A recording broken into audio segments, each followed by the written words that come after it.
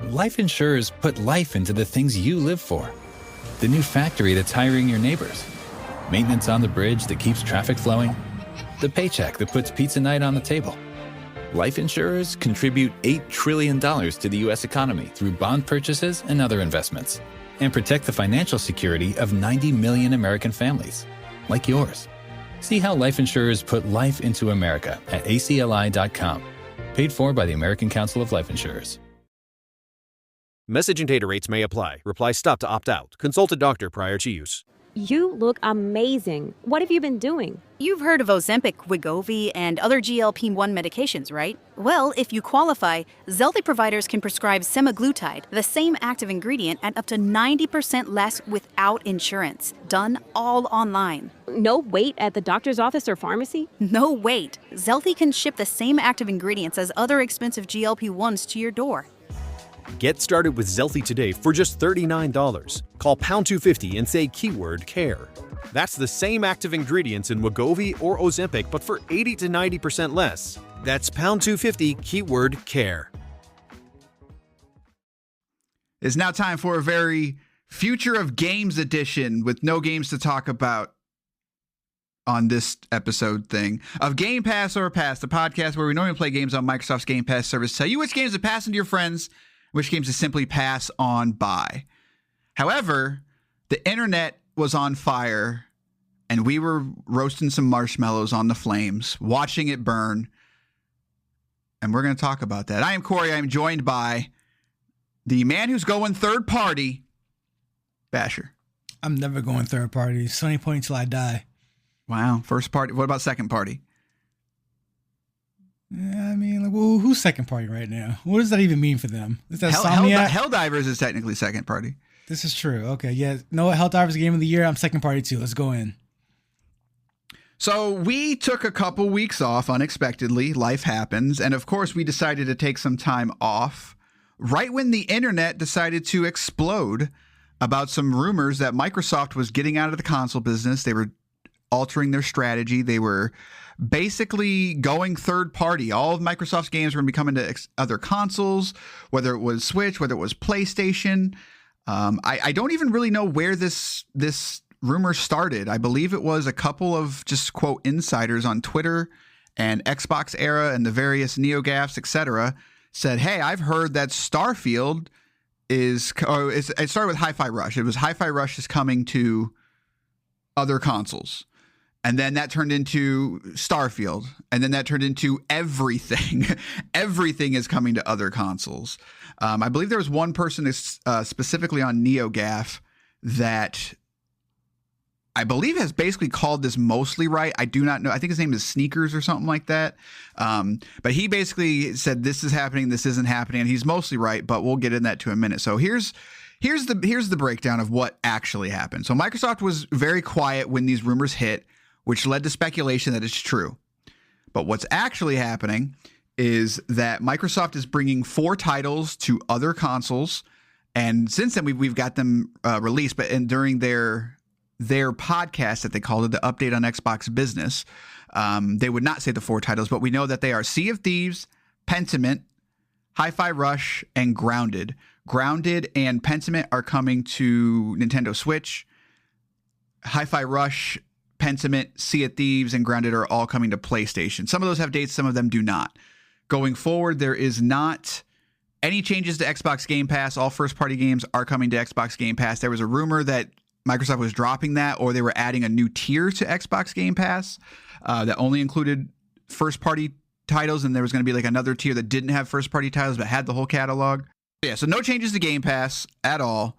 And when it comes to future titles like Indiana Jones or Starfield, which was strange, is Phil Spencer did say that, we are not bringing Starfield and we are not bringing Indiana Jones. And they said, well, what about Ever? And he's like, I will not rule it out. But then he did an interview with The Verge after it, and again, he always just leaves the door open. And we'll talk about Microsoft's messaging here soon. And then the final thing is that they are committing to a new wave of consoles. The rumor is that they're going to have a high-end console and a portable of some kind. So this, like I said, it exploded. Like people really thought Microsoft was about to get out of the games business, or in terms of the first party business, and they were going third party. So let's just talk about it a little bit. I think we could break this down into the future consoles, Game Pass, and just our overall feeling. So how are we feeling overall about the supposed change in the strategy? Well, if you're someone who owns more than one console, it doesn't matter at all, you know? Right. If you only own just one, it's really good news for you. I mean, you get more games. If you're an Xbox fanboy, though, it really, and by fanboy I mean the neo-gas surfers, you know, the people who really don't touch grass ever. Those guys, yeah, it does suck for you because you're in an environment, in a bubble of your own creation, by the way, where there is like this console war, and this would technically, and by those means, mean you're losing it. But for everyone else, it's really good news as gamers. Yeah, and I'm not oblivious to this, or, you know, there's been this sort of war for a long time now about accessibility in games, and I don't mean like, you know, disabilities, but I just mean like games being in more places. And I remember like at one point Microsoft went to PC, and then people said it was going to be the end of Xbox, but then also PlayStation ended up going to PC, but it's different because it's not day and date the way it is on Xbox. So technically they're still, quote, first party, and it's just like, okay, we're drawing these lines, even though they've been blurring for what, probably close to 7-8 years now. And like, yes, it used to be you bought a console, and the reason that you bought that console was to play the exclusive games, right? That's how it works. But that would be ignoring, I think, a lot of modern technology, as well as that the industry has grown past that. I know that really upsets some people, but the access to the game is far more important than the access to the console. And like you said, it's like the only people that really cared were the people that were upset that their box is losing. But Microsoft has been losing for like 10 years, people. Like, like I don't know how else to say that. Of just like, I don't. Yeah. For whatever reason, the PS5 is selling it like sometimes 2 to 1. Like, again, for some reason, because it's not like the PS5 has a ton of games out there, like especially that's first party.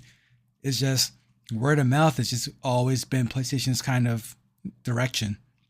Yeah, and I know that this is a talking point for Phil Spencer about like when the Xbox One generation was not the generation to lose, because people started building their digital library. And while I think there's some PR wrapped into that, it's a true statement.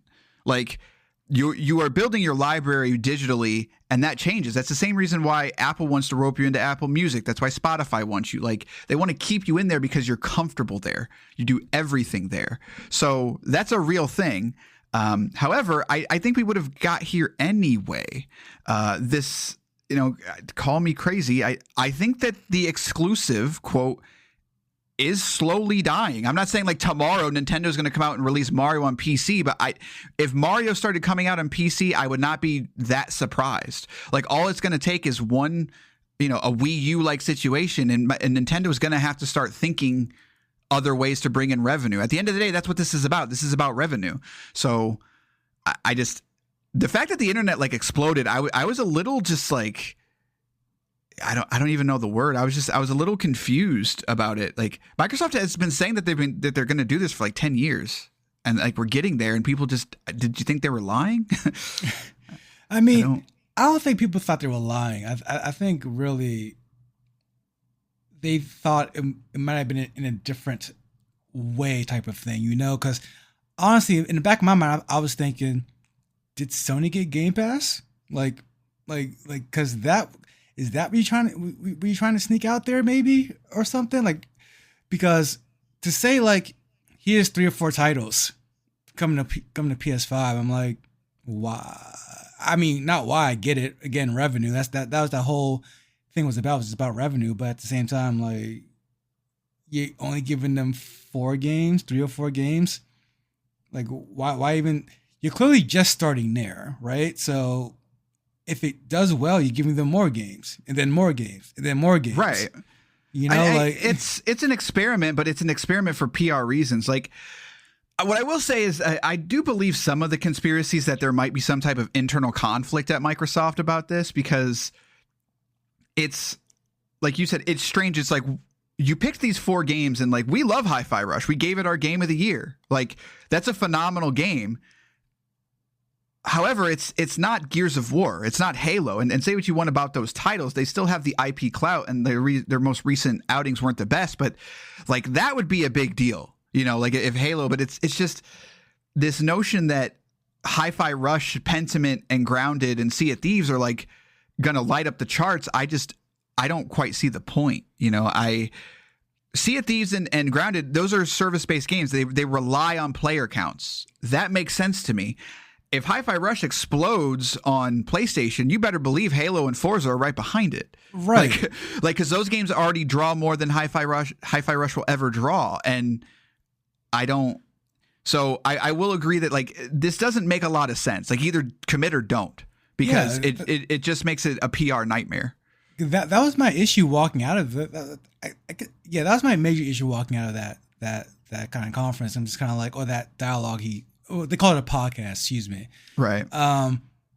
Was why are you drip feeding me this information? Like, because to your point, we knew this was happening for about 10 years now. It's finally happening, and you just give them 3 or 4 games, and again to your point, it's 3 or 4 games that's not even like the games. Like, right. Like honestly, what are you gonna learn? I don't. Like that there's more players, so you have more customers, and that might buy your game. Like, duh. Like, I don't. It's such a Microsoft move, you know, because I think back to like when the Dreamcast failed and Sega went third party. It wasn't like they went to Sony and were like, okay, you guys get Sonic, Xbox, right. You guys get Yakuza. It's like, no, we're just giving out the games now. It's about revenue, like you said. It's like, so we need to recoup. So that's why in my mind, at the end of it, I was like, just give them Game Pass.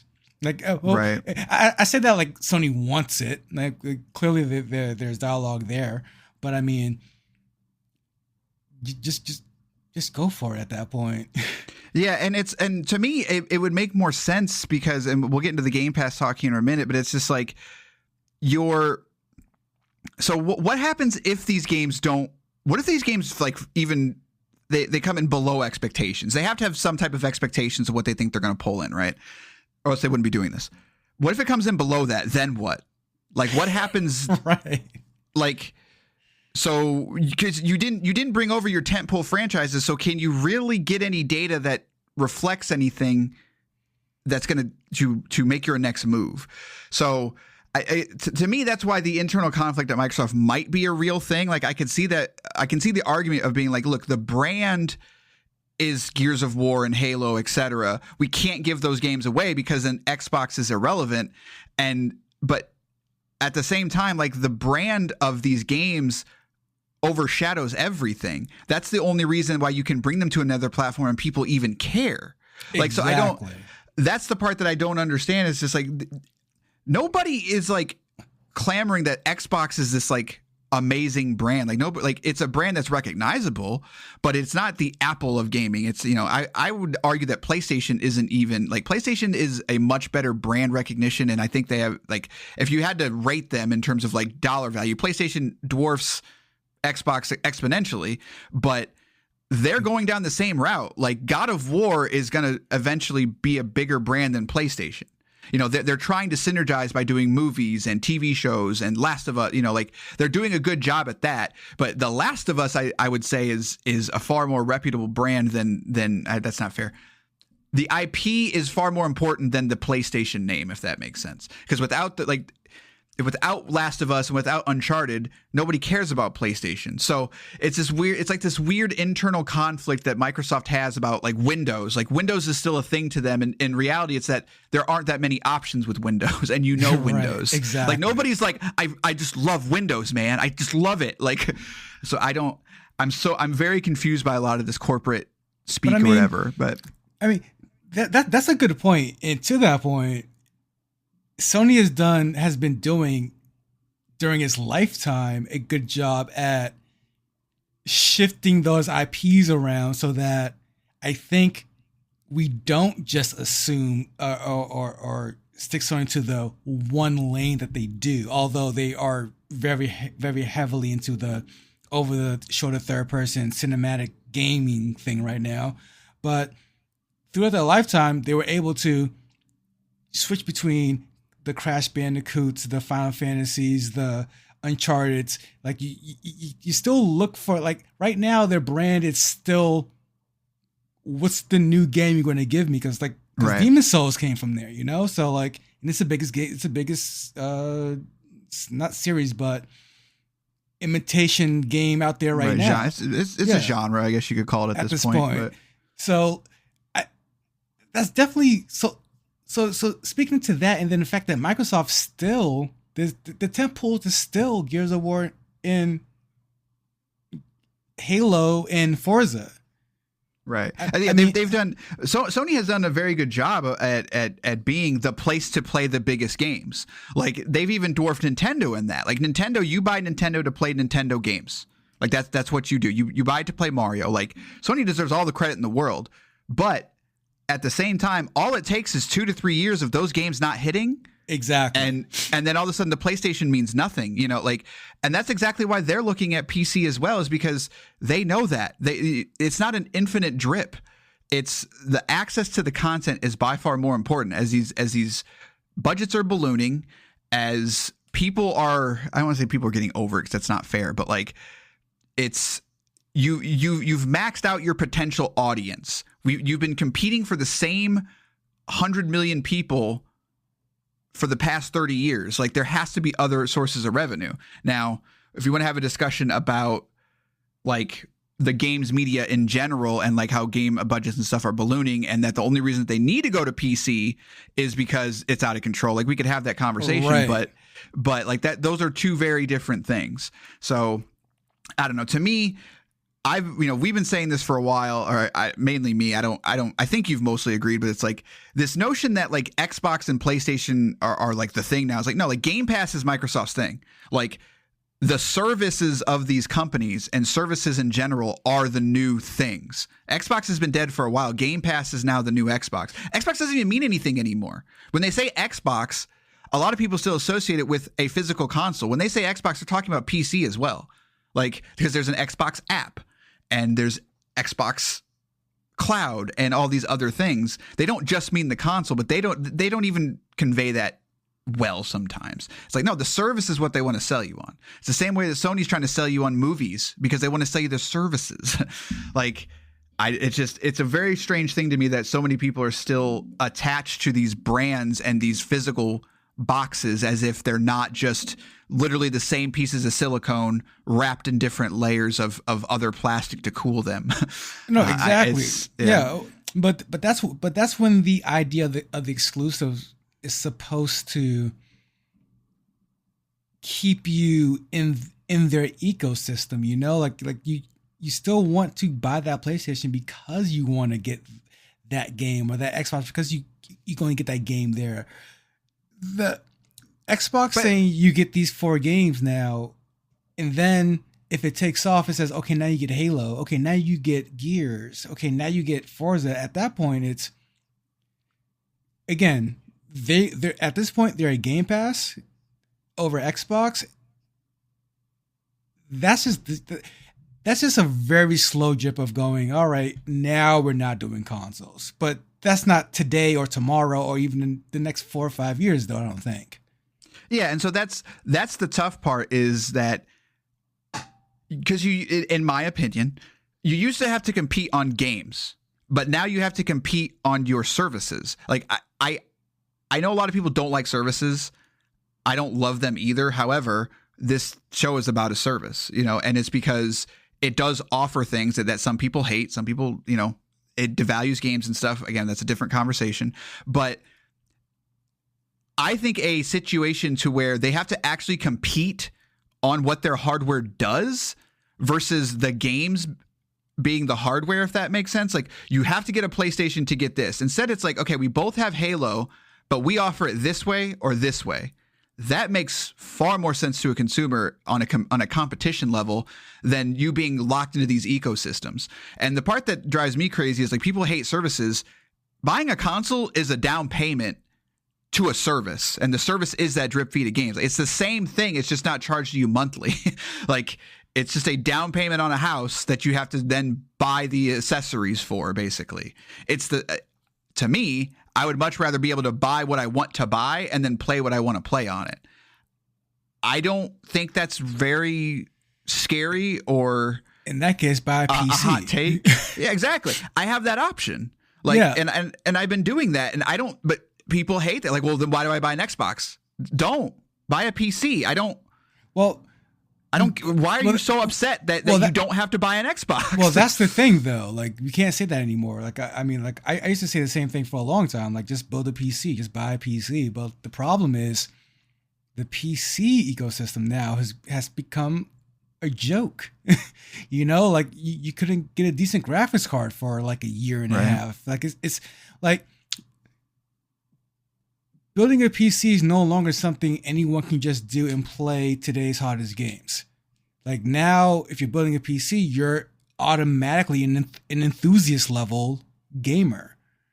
And it's more of a commitment, that's for sure. Like that down payment is much taller. Well, commitment, but then again, now. but like, if you look at the Steam Deck though, your graphics card costs as much as your whole console. So like, it makes sense to me why people want their consoles still, and they want their consoles to be special still. Like, it does make sense to me. But the console doesn't need to be a walled garden. Like, it really doesn't. I don't. If it's not, there's no point of getting it. But to play your games, though, like, that's like gaming is the only industry that does this, to where it's like, we want you to come to our store. Over another one. Because they don't have to compete that way. I guess that's more what I'm saying, is like, if all the games, if the markets were just open and you put your games everywhere, you'd have to compete on hardware. Like, that, it's the same way cell phones work. Like, you don't go to AT&T to get AT&T. You know what I'm saying? Like, it's an option that you have, and they need to sell you on why you need to go to AT&T. They used to do that with the iPhone, but then as soon as the iPhone opened up everywhere, they got more iPhones, like, because they could get more iPhones.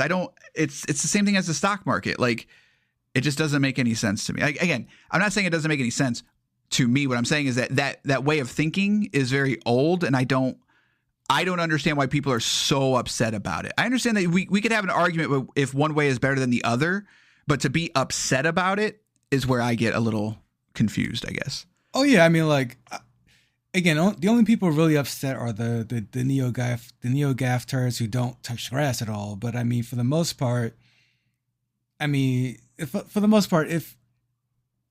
if you're selling consoles, like, you're competing against other consoles, so you definitely want to have the better service and or games on it.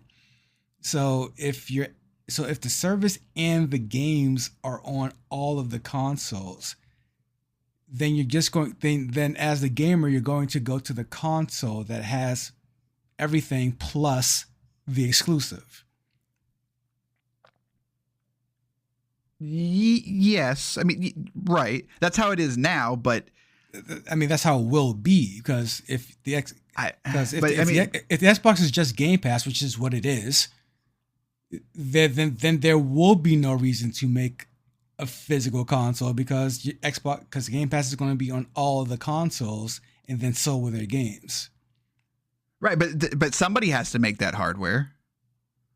Like I get it, if the market on the PC, I won't say if the market on the PC is what you're describing, is that it's a completely open market. There's no exclusives for the Steam Deck. There's no exclusives for the ROG Ally, but people are still buying them because they're competing on what the features of the hardware are. I mean, yes, but they're also buying them because they're also building and buying PCs because they're PCs, you can do whatever you want on a PC. Right, but you're also competing on that market too. Of you're building, the NVIDIA and AMD has to compete to get your money. On the hardware. They're competing. Okay. Right. So like, you have the choice as a customer of like, all the content is the same. I get to choose how I want to consume it instead of me having to go buy the box and being told how to consume it. that makes far more sense to me as a consumer and is better for the consumer than these 2 or 3 companies. If you want, Nintendo, whatever, people go back and forth on if Nintendo's in the same conversation or not. But like that, if you had to actually compete on the hardware to get me into your ecosystem and your features, I think about Xbox 360, like Xbox 360 and PS3. We can have this argument all day long about how the 360 had more exclusives, etc. But Call of Duty was better on Xbox because of the ecosystem, in my opinion. Had way better voice chat. The party system was better. The dashboard was better. It ran better. Like, we can have that argument that maybe you bought an Xbox to play Halo 3, but third-party games like Call of Duty was available on anything, yet you still bought it on Xbox. So you can have that argument like, yes, I got an Xbox because of Halo, but you didn't have to buy Call of Duty on your Xbox. So something pulled you there. What was it? It wasn't Halo. You didn't buy Call of Duty because you bought Halo. You bought it because you like the experience of the ecosystem. It's the same way. That's why you buy headphones. You buy headphones that you like from Samsung or whatever. I'm rambling at this point, but I guess that's just my point. Yeah. No, I mean, I do agree with that for the most part, but in terms of like the PC ecosystem, if for some reason Nvidia got some exclusive rights to the next Witcher game,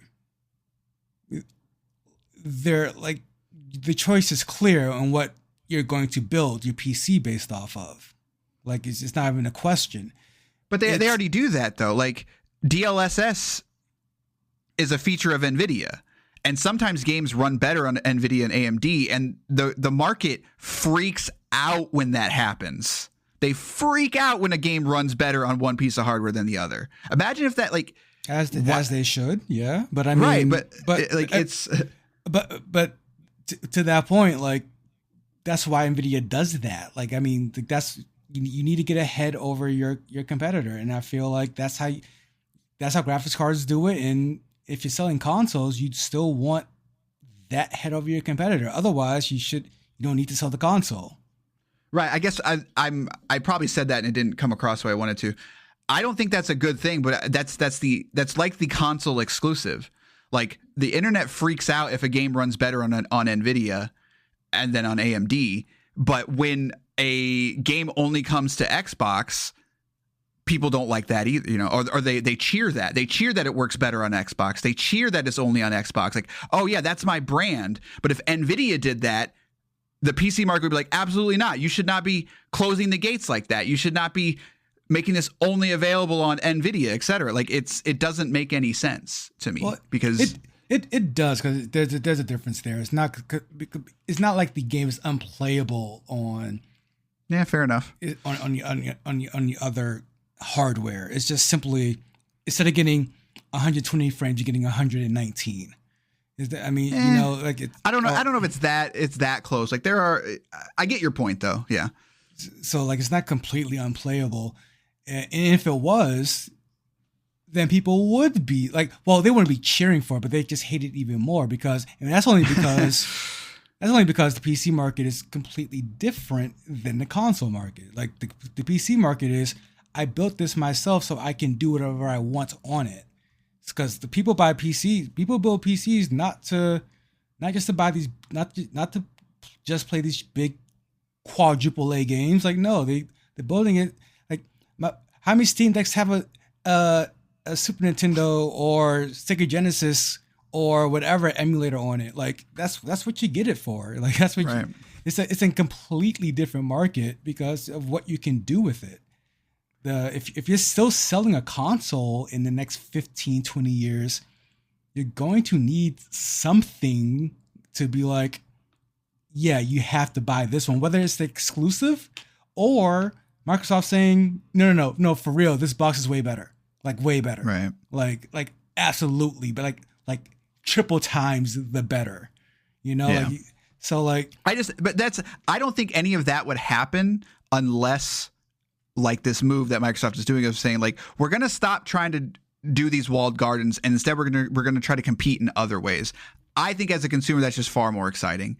Instead of having to buy a box to play the thing, sell me a box that's better than the other thing because of XYZ. I like that idea better than exclusive. Right. Like, just sell me a better, exactly. Because right now these boxes are the same.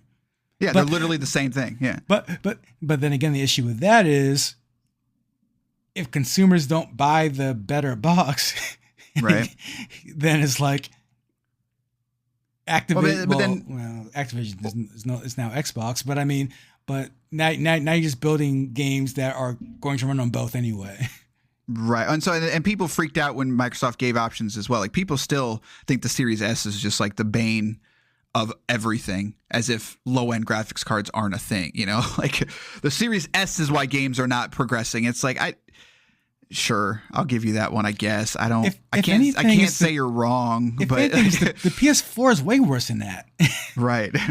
But to their credit, they do hate that there's games that are cross-gen with PS4 as well, you know. But again, there's so many other things at play that it just becomes this one, you know, argument over and over. And anyways, but I think we said our piece on that. So let's pivot to Game Pass for a little bit. There's not much to say here other than like the rumors of it being of there being a new tier and that they were going to stop doing day one games were just not true. Personally, that sounds made up to me because you can't.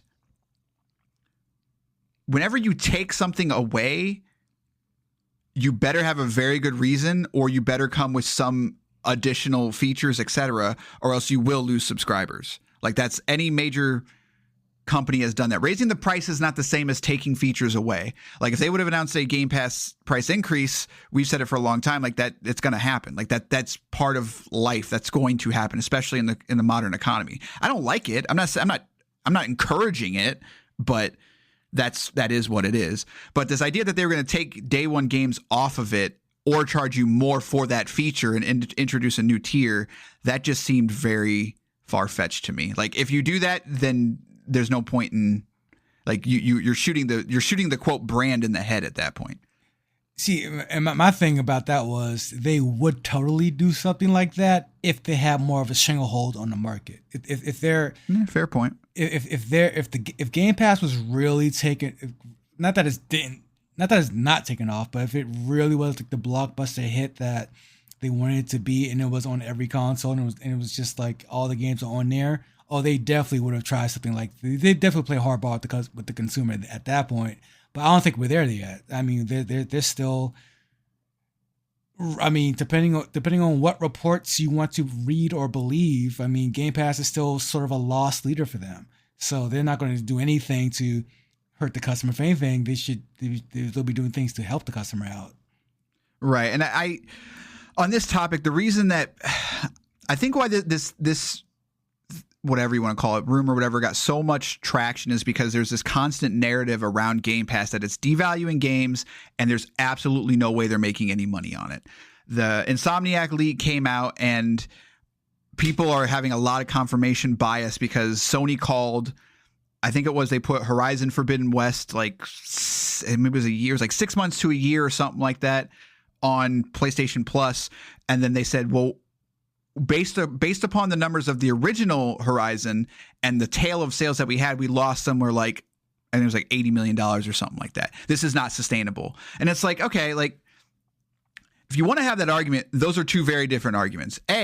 What they said is they lost $100 million on the tails of that game. But what they didn't say is how much money they made off of PlayStation Plus. Like, maybe that game lost $80 million in sales, but how much did they gain from their subscriber base? Like, those are, when you start putting everything into perspective and in the same bowl, how Microsoft is, the numbers and stuff have to change. You can't start saying like, well, Gears of War cost $100 million to make, but they only sold 5 million copies, so therefore they lost money. It's like, yeah, but they're getting their money from you other ways. Like, that's not, you are being manipulated, which numbers are always manipulated. And I'm not saying that they're not losing money, but what I'm saying is that they're presenting it in a way to try to make it seem like this is not a sustainable thing because they don't want to have to compete in it. That's right. Exactly. That's where you're being. Now, again, that is not me saying that Game Pass is sustainable and it's making hundreds of millions of dollars. I'm not saying that the numbers are magical and they're just pulling in all those kinds of money. What I'm saying is that don't take the competitor to Microsoft's word for the entire business model. That does not make sense to me. So that's why I think that whole thing is exploding, is because there's just this, like this, there's absolutely no way it's making money and it's devaluing games, which the devaluing games thing, I still don't understand that one. Like, I understand the argument, but I don't understand I don't see that, I guess, is what I'm saying. No, I'm with you on that. It's actually horse crap. Yeah. You only play more games with Game Pass. It is still, as much as I want more quality things on the service, it's still the best bang for your buck you're going to get out there right now. Yeah, and there's the notion that like Netflix has devalued movies and stuff like that, and it's like that's true. I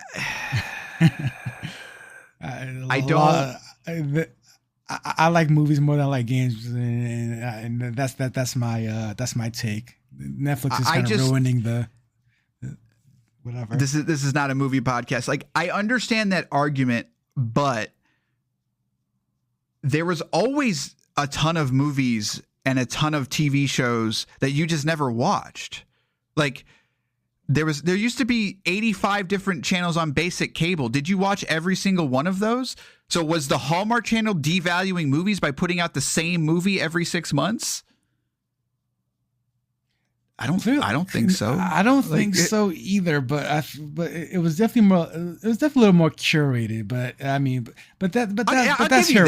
That's here or there though. At the end of the day, you still get your. It's just a matter of more things and more ways to play, and it's up to you as the consumer now to do your homework to find the thing that works for you. Right. It's no longer like you can just wait for Nintendo Power Magazine to come out and be like, okay, what's the game on the cover? That's what I'm going to buy this month. Like, now you have to like do your own footwork, hit the subreddits, right, and do all the, and honestly just put your money down. Sometimes you just go and take a gamble. Right. And that's, to me, that's a great way to put it, because this whole thing of just like, wow, there's all this junk on Netflix I don't want to watch. It's like, then don't watch it. That doesn't, just because you're not finding something that you like doesn't mean that the entire market has been brought down. Exactly. Like, I just don't subscribe to that theory in the slightest. Like, there's still plenty of great stuff that I find. Like, have I watched more junk than I ever have? 100%. But that's because it's available to me. Like, that doesn't, because I was an idiot and didn't turn off Love Island or whatever the heck I watched the other day. Oh, what season you're on? You don't like I've only seen like 2 episodes, and I was like, this is dumb. But Love is Blind's where it's at, man. Like, I like Love on the Spectrum. I like that show quite a bit. So but again, I would call that trash TV. However, I still watched it.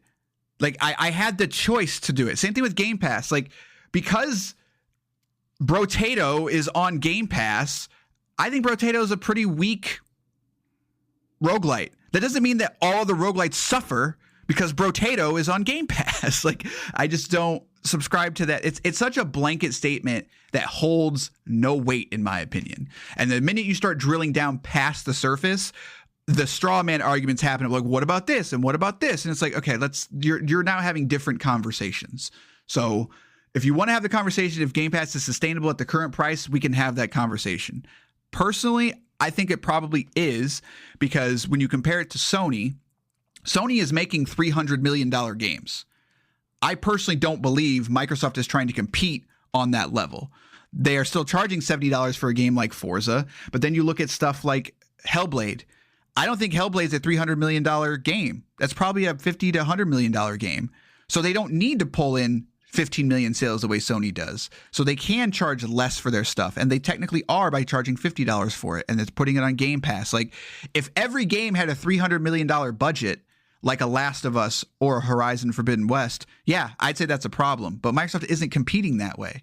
I think is it pulling in the truckloads of money that they probably want it to be? Absolutely not. Like, they did the thing that we said they were going to do. They've now combined Game Pass core numbers and Game Pass, the previous tiers, whatever they are now, and they're not like, we have 34 million Game Pass subscribers. Like, that doesn't really tell me anything now, because you've taken the two markets and thrown them. So like, it should still be higher than that. That's what I'll say. Like, they probably want more than 34 million subscribers. Yeah, I mean, I was expecting more, honestly. Yeah, I'll say that. Yeah, that was softer than I expected. Yeah, because the service is still the better service you're going to get.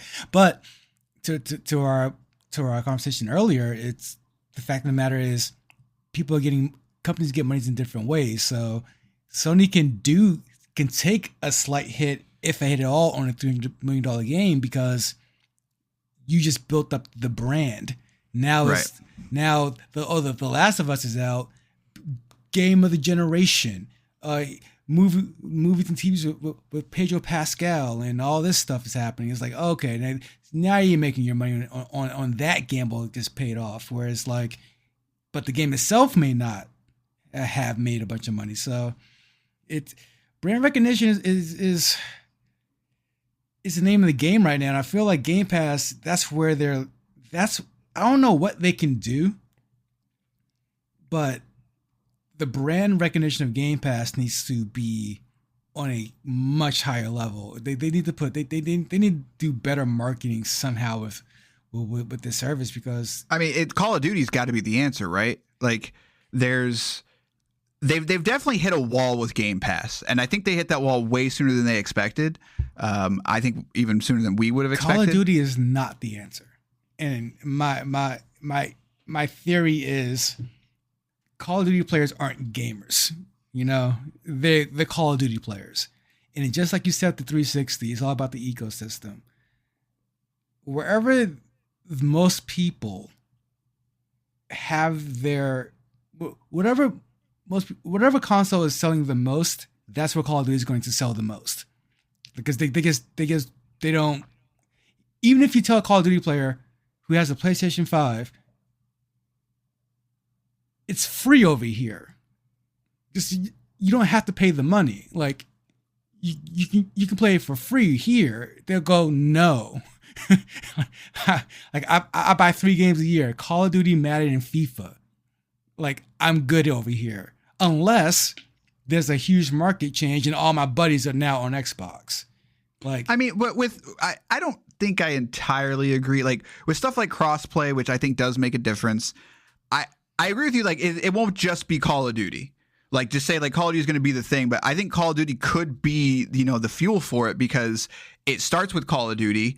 And while I'm not an Indiana Jones fan, like, that game looks pretty cool. Stop it. Like, stop like it. That. Stop it, Slime. I like. Stop it, Slime. I don't like that game. That game Stop looks cool. Stop it, Slime. Nope. No, we're not doing this one. Nope. It looks cool. Sure it does. Sure it does, buddy. The Indiana Jones. Again, I don't even like Indiana Jones. That game looks cool. Nobody does. What a dumb idea for a video game. So it starts with Call of Duty, then maybe it's Indiana Jones, or maybe it's Elder Scrolls. Like, they have that brand synergy. It's not even synergy really, but they've got the IP now. They just have to capitalize on it, and that's. But I agree with that. I think Call of Duty could be a bigger piece of ignition than Elder Scrolls, I think people maybe. are giving it for. Elder Scrolls, maybe, not Call of Duty. Call of Duty people, they think it's about whatever the buddies buy, and the buddies already bought the PS5.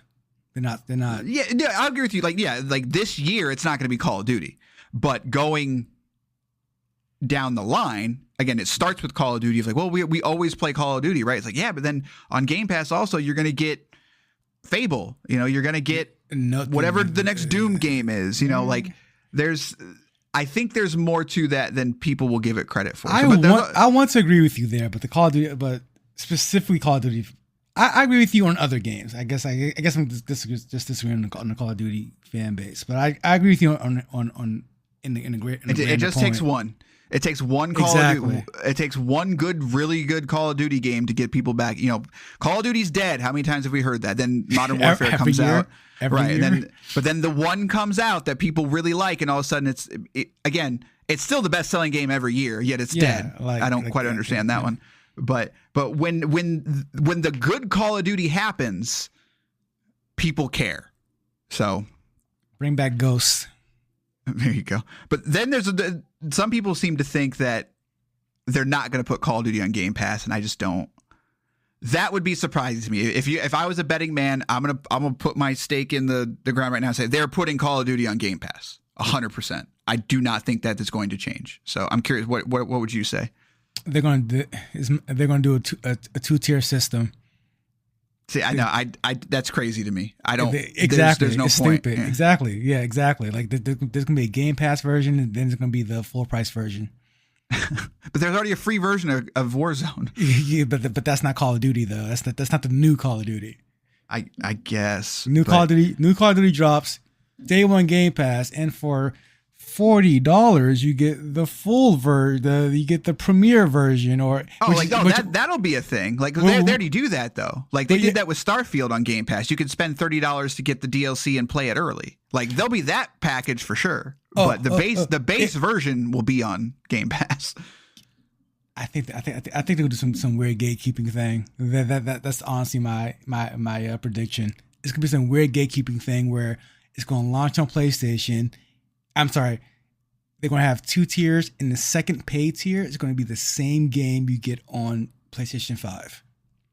Interesting. The thing is I could totally see that happening, but it's dumb. And why would you do it? This is why I'm betting they'll do it. The rumor is basically like that. Like Call of Duty makes too much money to give it away on Game Pass, and it's like I agree with that actually. I understand that logic, but then again, if I wouldn't do it, if it's not like, I don't understand why you. That's what I'm saying. If you were going to make your changes to Game Pass, then you would have done it right now. But that's what I'm saying. To preemptively fight that Call of Duty, like Call of Duty's coming out in 8 months, right? You have to get out ahead of that a good year in advance and say, to set the expectation that Call of Duty is not coming to Game Pass. They have not done that. The fact that they have not done that, and the fact that all of this crap just happened to where, hey, they're going third party, we're giving these games over here. This would have been the time to say it, and they did not say it. Again, you're thinking like a smart person. This is not what Microsoft does. Like you got me there. There's no. The fact that you laid it out that clearly lets me be way more hesitant and be like, yeah, that is definitely coming to Game Pass. In this way, though. Yeah, you could be right. Last thing we'll talk about quickly. So the other rumor was that Microsoft's getting out of the console business. They've confirmed that it's not true. They are, quote, working on the biggest leap in Xbox or console history of power and blah, blah, blah. Nobody cares. But yeah, the rumor has been that there is going to be a new SKU that's going to be a high-end SKU, but they're also working on some type of portable. So there will not be a 2-tiered system in terms of there will not be a Series S and an X. There's going to be a portable version, which will obviously be less powerful. But they are going to go full fat, bells and whistles console. Rumor is 2026. So that I would believe that one actually. But a new, more powerful Xbox? That they're going early. So PlayStation Pro is this year. And then, so the rumor has been 2028. When we learned that during the FTC trial, that's kind of when that's when Microsoft thinks Sony's going to go. That's when they were kind of playing around with it, like thinking that's probably when we'll go. But the rumor is that since that's changed, and they are aiming for 2026 to sort of that leapfrog. But they don't want to keep going directly against Sony head to head at the holiday season. They want to have a new box that they have their own market of being the new thing, et cetera, et cetera. That's literally the only chance. Yeah, I agree. They have to come out before. It doesn't even, as long as it doesn't even need to be strong. Like, well, it does need to be stronger, but it doesn't need to be what they claim is the biggest, strongest thing ever. Like, shut up, you're a liar. But it needs to be first, because that's the only opportunity. Because once PlayStation comes out, it's going to be all right. It's a PS5 Pro show again. Right. Them getting out of the hardware business, I know that seemed not today, but it's that rumor that just won't die, and I just don't. again, I'm not trying to defend Microsoft. Microsoft is a terrible PR company. They have some of the worst PR in the history of PR, but logically, it does not make sense to get out of hardware right now. It just doesn't. Not right now. Like anyone who thought it was happening now is like you're absolutely a ludicrous person. I do foresee it happening somewhere down the line. Don't ask me a date or a time frame. Like you will always and forever have a Nintendo and a PlayStation in your home underneath your TV. There will come a time where Xbox is Game Pass, and I think and for the NeoGAF people, that's a horrible, terrible. Oh, we lost the war thing, but like no, like business wise for Microsoft, that's not a bad deal at all, because at the end of the day, like they have a lot of good properties. They just don't know what to do with them. So like, right. So like at some point down the line, if they want to go third, I think they will go third party, and I think you get better Xbox games at that point. I mean, more consistently good Xbox games at that point, I think. For me, it's like if you wanted me to say like which one of them is going to go third party first, Microsoft, duh. But again, and I unfortunately I agree with a lot of the things that Phil Spencer says, but the problem is again, their PR is very, very bad. Like Phil Spencer is the king of talking out both sides of his mouth. He's been doing it since he took over Xbox, and the thing is like I don't dislike the guy, but I don't love him either. But I think he's right when it says like third party is it's not going to be what it is. You know, like Sony and Microsoft are both technically third party. They publish games on things other than their console. Now, if you want to get into the logistics of it, well, technically, Sony only publishes old games. Microsoft does it on PC day one. Like, sure, I cannot refute that, but the term, quote, third party has now been morphed into this other thing. But I think all of them, including Nintendo, eventually will publish their games elsewhere. I truly do believe that. By elsewhere, probably PC, but not like correct other consoles. And by that, you're not seeing Mario on the PlayStation. Not in 2025 or 2026. You're never going to see it happen. The only time that these companies start contemplating this is when they start losing money or their hardware doesn't take off.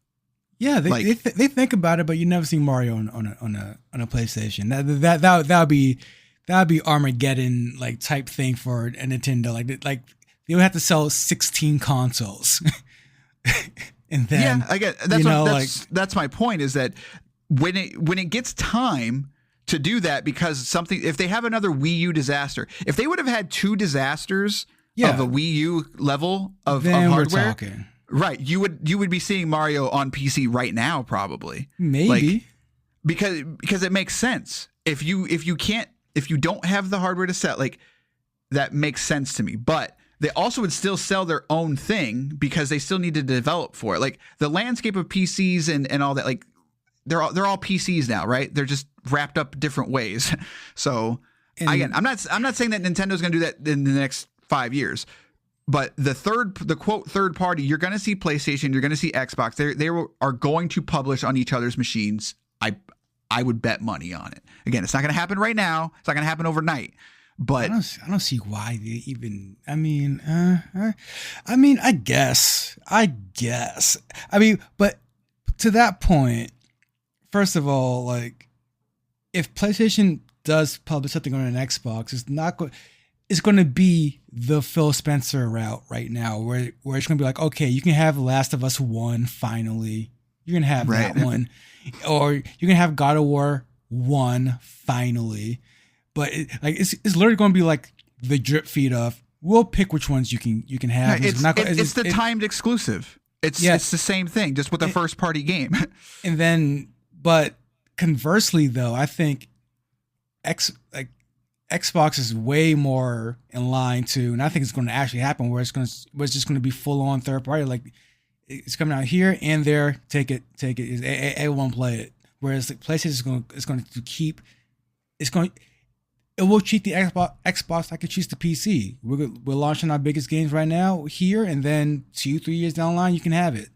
And for now, I still I look at Helldivers, and like Helldivers is a major success on PC. Like we can't ignore that's still like.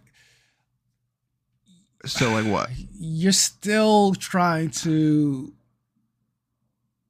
act like the PC is a console competitor of some sort. It's not. It would 100%. Like again, It's we not. have to stop putting up these arbitrary lines. It's not arbitrary. It's the same content. It's the same thing. A console exclusive is still a console exclusive if it comes out on the PC at some point. That's like saying a Steam Deck has console exclusives because it's only on PC. No, it's not. Yes, it is. No, it's not. I don't see the delineation there. Because the console is the box that you go out of your way to pay for because you're not building a PC. Like if everyone, because we're no longer in a market where anyone can just build their own PC that could play these big title games. If you're a PC enthusiast, you're playing everything. You're literally finding a way to play literally everything, including Nintendo games, current Nintendo games that come out day one.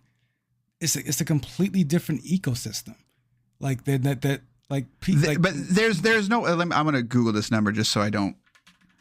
I'm gonna say it's like 100 million, but I could be talking my butt. Let me look here. Steam.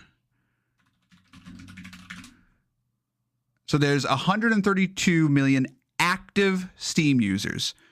There are not 132 million enthusiast PC players. There's just not. There are plenty of people on PC that are not. They don't have a 4080 or 4090. They don't have a 13th gen Intel. They've got a Steam Deck. They've got a off-the-shelf PC. They've got a laptop that's got a 2060 in it. You know, like that's. I think on the hardcore enthusiast, I think you're right. But the majority, the average consumer, the same way as the average consumer for PlayStation and Xbox, they're not that person. To a degree, for sure, but like they're just not. They're not worried. Like PlayStation needs to worry about console sales and game sales to the competitors for sure. That those are other consoles. They're not worried about what piece. Like they're not worried about people building PCs. Like it's not. God of War is a PlayStation exclusive. It doesn't matter if it comes out on PC at some point. It just doesn't. Why? Nobody can. Why? Answer the question. Because your PC is where you play everything anyway. Like it's not a console. It's a machine. It's an absolute machine. Like it's the same thing. It's really not, because you can't play. It's such an open ecosystem. It's just not the same thing. Like PlayStation is not losing sales to a PC market. They only gain as opposed to. But Sony thinks that they are. Like if Sony yes, the literal pitch for the PlayStation 4 Pro was they were trying to retain customers that were going to PC for more powerful hardware. That's the literal reason the Pro variant exists. But I think they're smart enough to know they're not getting a PC gamer. They're going to get someone who wants to be a PC gamer. Then you would lose that customer. You will lose which customer? The PC want to play? No. If Helldivers was only on PlayStation and these people are going to PC anyway, you have potential to lose that customer. Like if the world existed to where there was only, and I'm not saying you're saying this, if the world only existed to, it's like Helldivers is the only game you can get right now. It's the only game you can get. Then I would agree with you, but it's not. Like you're constantly being pulled by games left and right. So there's a chance that if Helldivers is only on PlayStation, you might not play Helldivers if you have a PC. only, I guess. Right. Like, If you have PC only, for sure, which is why I'm like, right. So you can lose. Like, it's a competitor. Like, well, you wouldn't be losing if it's just on there. You're not losing them. They don't have it in general. They don't have it at all. Like, the fact that it's on PC, right. It does not, like, and they're releasing the PS5 Pro. I don't think Sony, like, I truly don't think Sony or anyone else thinks they're pulling a PC market that already has a PC. Say that again. They're not pulling a PC. Like, they're not pulling a PC customer who already owns a PC. Like, by releasing the PS5 Pro, they're pulling someone who might want to have a PC, but they can't afford it. They can't. Then why? But then why do they have exclusive like that? I won't say that proves my point, but like that kind of doesn't. Yeah, like a little, because if they didn't have to compete against the PC, then why even put the game on PC then? Like, again, the whole idea is revenue. So, I mean, yeah, I guess to me it will just be increased revenue. Like, there's already a player count over there, and so they're just getting both the revenues as opposed, and also trying to get the revenue of the player market who may not have the PS5 or have an Xbox. That's a third party publisher. Like, it's literally a third party publisher. That's literally why they do it. I don't. That's why Sega got out of the console business. To do that. Because the Dreamcast failed miserably. Because they needed more revenue, because they weren't making enough revenue, because they were losing customers to the other platforms. It was better to put all of their stuff on every platform to get as much revenue as possible versus trying to segment their audience and forcing them into the ecosystem. I guess I'm not. I guess I don't see them. I guess I don't see it as them losing revenue. It's just only gaining, which I would defines the difference there, because if it's on PlayStation and Switch, they're losing. They're in jeopardy of losing a player count, whereas on the PC they're not in jeopardy of losing a player count. They're just only gaining a player count. If I feel like if that was the case, then you would have like the three platforms. The console manufacturers of Sony, Microsoft, Nintendo, those numbers of consoles sold would be a lot closer. Like, a lot closer. Closer together? Yes. Like, but they're pretty consistently. Nintendo has a good 30 to 40 million above. You know, there's basically 1, 2, and 3, and there's always about a difference of about 30 million.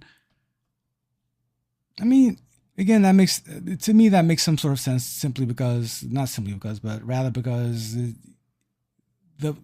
the PlayStation, again, like, people pick their consoles based off certain aspects of it. Like, for Nintendo, people want to play the Nintendo games and they have that count. Whereas Sony people want to wait for their once every 6 years God of War game, and they have that count for it. I don't see, when I think competitor, I think someone losing as opposed to only gaining. I guess I don't. If the product was different, but it's literally, if there was two different products, I could see that, but it's the same product. Like, if I guess where my argument, I don't think it was an argument, but my side is that if revenue is, like, as we both agree that revenue is the ultimate goal, right? Like the movie industry and most of the entertainment industry, you have a window of success, and that's, you plan out, hey, there's nothing coming out here. Like, when Grand Theft Auto 6 comes out, you better believe there's nobody someone's gonna try, but there'll be nobody that's smart that releases a game within a month of Grand Theft Auto 6. Exactly. 3 months, really. Right. So this staggered approach of, like, well, we're going to put God of War 6 months later on PC. Like, if they truly thought that they weren't going to lose customers and they weren't competing against PC, then they would just put everything out the same day of. And I think they're going to get there because eventually they're going to see like we need the most revenue possible. Like we're going to make more revenue because there's just more people out there and they have the option of using, like if I have the option of PC or PlayStation, I'm that customer of where I might skip a PlayStation release because something else comes out on PC at the same time. Like I'm actually thinking about not buying Final Fantasy, what's it called? Rebirth. Cause I'm like, they're like the PC version's coming out in a couple months, you know? So like there's all these caveats with it of like, yeah, you're like, is the PC version coming out in a couple of months? I believe it's a 3-month exclusive. Oh, okay. So I want to say it's like 5/27 or something like that. That's very fast. I don't know if it's not confirmed that that's when the PC version's coming out, but I believe the advertisement says like Final Fantasy VII Rebirth will not release on any other platforms until the date of 5/27. So that doesn't mean that it's coming out on that date, but the contract, it seems to be that they cannot release it on anything else until that date. I would assume that date was picked for a reason, but I'm about to say like, why? Right. Like, well, that's a weird way to put that. Like, right. Because it's the marketing thing of saying like the same thing when they do a third party. It's like, well, we can't say it's not coming at, you know, we can't say it's coming out on PlayStation, but what we can say is that it's only coming out on Xbox until September 1st of, you know, whatever.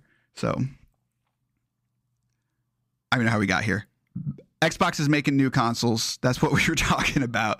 I think it's interesting that they're going to go supposedly in 2026, like you said. I think that's actually smart. There's not, you know, there's what 25 to 30 million Series X's and S's.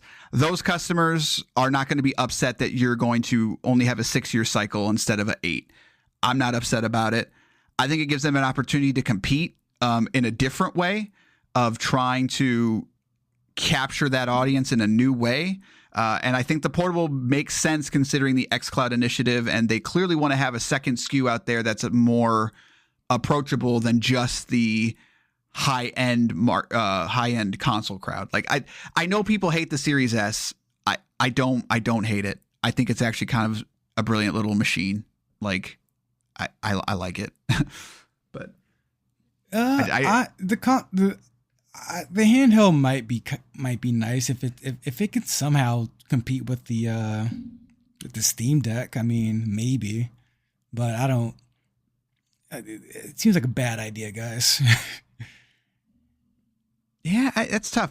I don't think it's going to be a home run like the way the Switch is. Like I don't want to paint that, but I think there really does seem to be a market for people that want a portable, high-end gaming experience. Now that I think where the difference is that we've reached that point again where we can't ignore the way that software works now. And I know some people think that's a straw man argument, but the games that when you bought a Game Boy or you bought a Vita or a PSP, those were different games. But we've reached the point now to where it's literally the same executable. It's the same code. I'm playing the same version of Diablo 4 on my Steam Deck that I'm playing on my PC. We've reached that point, and so I think that that market of a portable high-end gaming machine, a $400 machine, is doable. I genuinely do. I think we've reached that plateau, and it's only going to get better as that technology becomes better. So, I hope so. I mean, like, it seems like a thing that again, like with the Switch and the Steam Deck, you guys are just kind of late to the party. I feel like, you know, like, and I know they're going to bank on Game Pass as the you buy this, you get access to 50,000 games, but. I mean, can you imagine a decent, I'm not saying it's going to be like super high end, but like a 1080p Call of Duty machine in your hands? Like, I think there's potential for some real, like, it's not a home run. Like, I don't think it's going to be like They're going to sell 100 million of them, but I think you could sell 15, 20 million of these things to a lot of people. That's like, I'll play Call of Duty, you know, in bed, you know, like I think you're not wrong. I mean, I could see it. I could see it, but it's gonna have to come down to marketing, though. They're gonna have to really call it the Call of Duty portable machine, though. Yeah. I mean, but you just said that because of Game Pass. I'm just like, man, like Microsoft really they're sitting on a golden they are treasure trove of IP. They have to execute. That the IP doesn't sell the game. Or it does, but the game has to be good for the IP to maintain its relevance. Look at the Halo IP. Like it's nowhere as strong as it used to be. So we'll see. But there you have it. We just wanted to address all that because, like I said, unfortunately, we took a small break for life reasons, and all that exploded, and there was a lot of I don't know what we call them. Microsoft has a real fetish, I would call it, with like elevating their Twitter PR people. Like there's a lot of people that shill for Xbox on Twitter and YouTube, and they do it for Nintendo and Sony as well, but Microsoft feeds into it. They really feed into it, and not all of them are bad people. That's a good point. I don't see people, but that's a good point. I don't think I realized I'd never seen like PlayStation or Nintendo executives like really feed into like going on these podcasts and do all these weird things. Like they just let their troll army do the trolling. Right. And Microsoft sort of, and again, not just because if you're an Xbox focused show, that doesn't mean you're a shill. Like that's not what I'm saying. What I'm saying is like they feed into some of them, and there was this big outcry of just like people abandoning Xbox. And I was just like, I think it's kind of funny that literally it was just bad timing on our part, and then all this stuff happened, and I'm sure there's going to be one person that's like, oh man, they're abandoning it based on no, it was literally just a coincidence. So we're still playing games. We got plenty of games to play. We're going to be still doing episodes. We got some episodes coming up. So, but this is always kind of fun. We normally do a state of the Game Pass here, but this truly, people thought this was going to be a turning point in the history of gaming, and it turned out to not really be much at the moment. It might be the start of a lot of things, but this is not the atom bomb, as you would say, of gaming announcements, I guess. So to wrap up my thoughts on it, like I was just really like meh about it. Like it wasn't anything big in general. Like here's some games coming to PS5. Like who cares? Like I don't care. You try to stop the world and get all this attention to do that. Like to address some rumors. Yeah. Like it could have been a tweet. Like what are you addressing rumors for? Yeah. Again, the Microsoft PR is so terrible at times. Like you let like it's a very damned if you do, damned if you don't. Because I don't think Sony makes a podcast thing about that. I think Sony goes, here's a 16-word tweet. Yeah, we're not doing that. Right. Don't worry about it. Right. Exactly. But it's tough because Microsoft, like, they literally were probably just sitting there and just like, no, none of this is happening. We're not getting out of the console business. Like, we're getting a couple games on PS4. Like, how did this turn into like, we're getting out of the console business? We're a third party publisher. So like, you probably should speak on that. Right. But at the same time, like, maybe you shouldn't, because it's literally not true. But the fact that you went out there and said, okay, hey, we hear you. Literally, they said, we hear you. We're going to talk about this next week. It's like, no, at that time, you should have published whatever you had and said, no, this is what's happening. The fact that you let the internet fester for a week made it look way, again, it's tough because you literally had nothing to do with this, right? Like, but you made it worse. Like, but at the same time, it goes back to that whole thing of like, maybe there is some kind of internal Microsoft thing of just like, there's a couple people that called a lot of this right. And it's like somebody's saying something, and it's weird. But as usual, Microsoft made it 10 times worse for themselves by just, being late to the party, not paying attention, being tone deaf, whatever. So that has nothing to do with Game Pass or Pass. So that's going to wrap it up for this bonus episode, whatever you want to call it. We'll see you next time with a game. I don't know what game, but we'll get back on schedule here soon. So we'll see you next time with a game. Good day, sirs. Life insurers put life into the things you live for. The new factory that's hiring your neighbors. Maintenance on the bridge that keeps traffic flowing. The paycheck that puts pizza night on the table. Life insurers contribute $8 trillion to the U.S. economy through bond purchases and other investments, and protect the financial security of 90 million American families, like yours. See how life insurers put life into America at acli.com. Paid for by the American Council of Life Insurers.